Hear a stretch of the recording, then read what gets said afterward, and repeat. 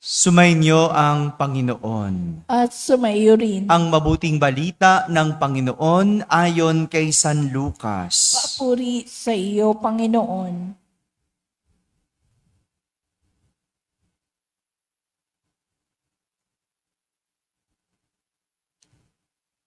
Noong panahong iyon, bumalik na tuwang-tuwa ang 72.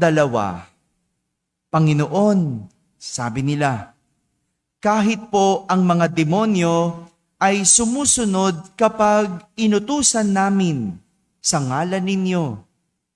Sumagot si Jesus, nakita ko ang pagkahulog ni Satanas mula sa langit, parang kidlat. Binigyan ko kayo ng kapangyarihang tumapak sa mga ahas at mga alakdan at yumurak sa kapangyarihan ng kaaway. Walang makapipinsala sa inyo.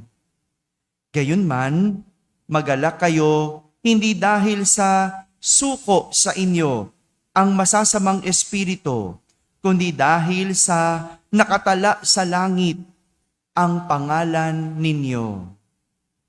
Nang oras ding iyon, si Jesus ay napuspos ng galak ng Espiritu Santo at sinabi niya, pinasasalamatan kita, Ama, Panginoon ng langit at lupa, sapagkat inilihim mo sa marurunong at pantas ang mga bagay na ito at inihayag mo sa mga taong ang kaloobay tulad ng sa bata. Oo, Ama, sapagkat gayon ang ikinalulugod mo. Ibinigay sa akin ng aking Ama ang lahat ng bagay.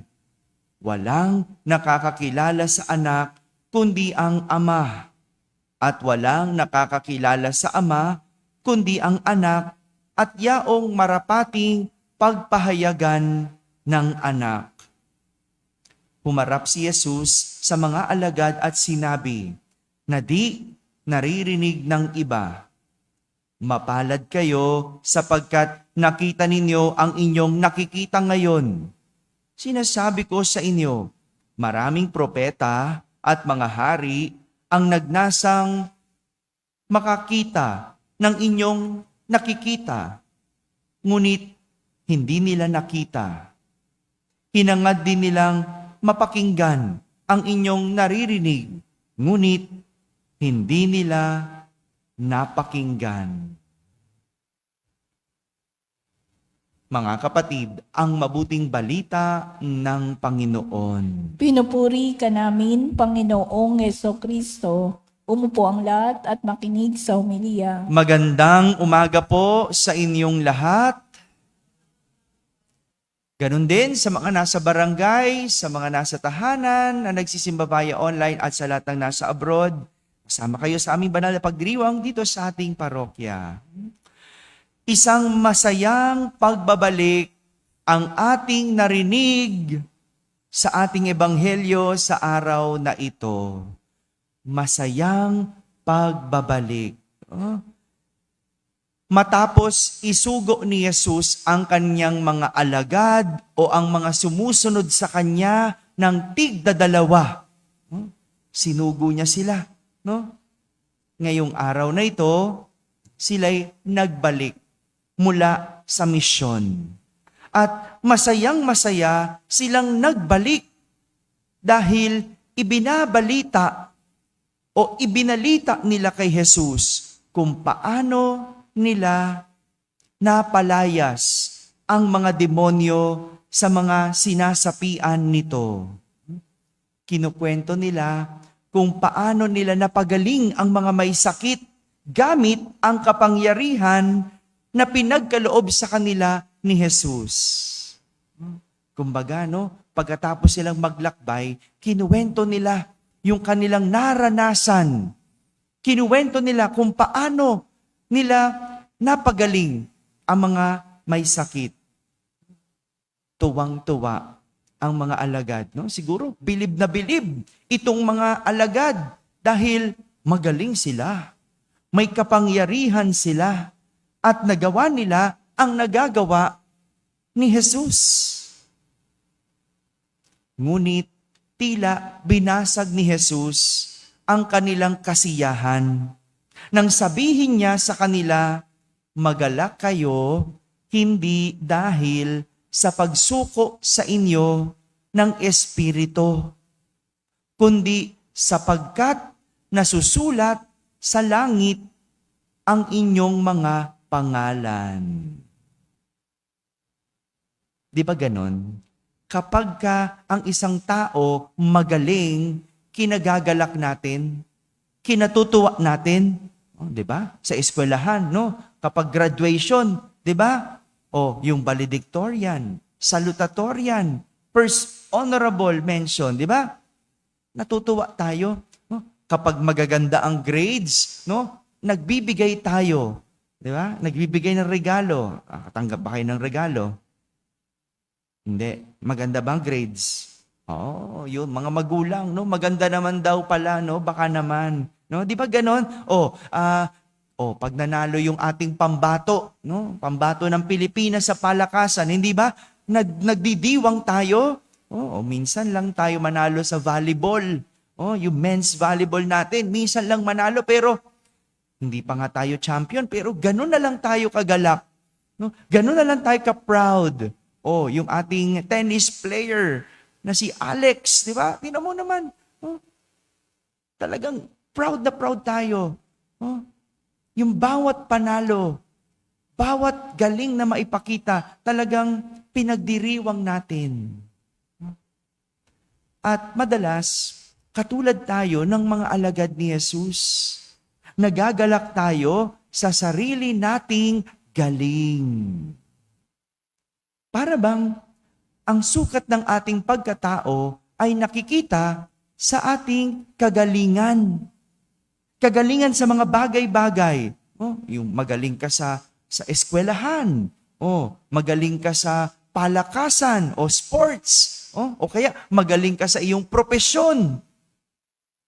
Hindi ko naman talaga masisisi dahil ganito naman talaga tayo tumingin ng tao base sa kanilang galing. Kaya nga, pag magpapagamot ka, gusto mo sa espesyalista, no? Yung magaling na doktor, na kung magpapagawa ka ng bahay, 'di ba? Bago ka kumonsulta sa engineer, no? Tinatanong mo, patingin nga po ng mga nagawa ninyo, 'di ba? Baka naman kung anong engineer lang 'yan, 'di ba? So dapat magaling, no? Kasi magbibigay ka ng pera, magbabayad ka. 'Di ba? Nagtatanong tayo sa magagaling at naghahanap tayo ng magagaling. Lahat ng magagaling mahalaga. Kaya nga ang dami, no, gusto maging magaling. Pag board exam, bar exam, hindi pala, katatapos lang ng bar exam, no? Sigurado ko, ang dami na namang nagdadasal, no? Ang dami nagdadasal. Bakit? Kasi, pakiramdam nila kapag bumagsak sila, di anong nangyayari? Take 2, no? Parang pakiramdam nila, hindi sila ganun kagaling. Kailangan, first take pa lang, pasado na, no? At madalas kinalulungkot at ikinahihiya pa natin ito. Hindi ka pumasa ng first take, magsi-second take ka. No, para bang nahihiya ka na. Kasi may basihan ang mundo ng galing. Pero binabasag ito ni Jesus. Ang sinasabi niya, magalak kayo dahil nasusulat ang inyong pangalan sa langit. Sa madaling salita, ang gustong sabihin ni Jesus, aanhin mo ang galing kung hindi ka naman mabait. Hello?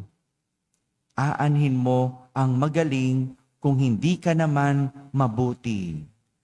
Aanhin mo ang parangal ng mundo.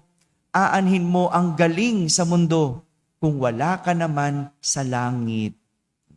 Ito yung mas mahalaga at importante. Kaya nga itong mga alagad ni Jesus, nalimutan nila.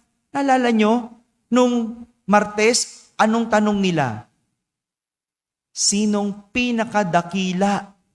Alala niyo yung tanong? Anong ginawa ni Jesus? Naglabas ng bata. Pinakita ang imahe ng bata at yun ang kadakilaan. No? Nalimutan na naman ng mga alagad ni Jesus ang kanyang pangaral. No? Parang ganyan. Kayo rin naman malilimutin. No? Yung kagalingan, kadakilaan, hindi nakikita sa kapangyarihan.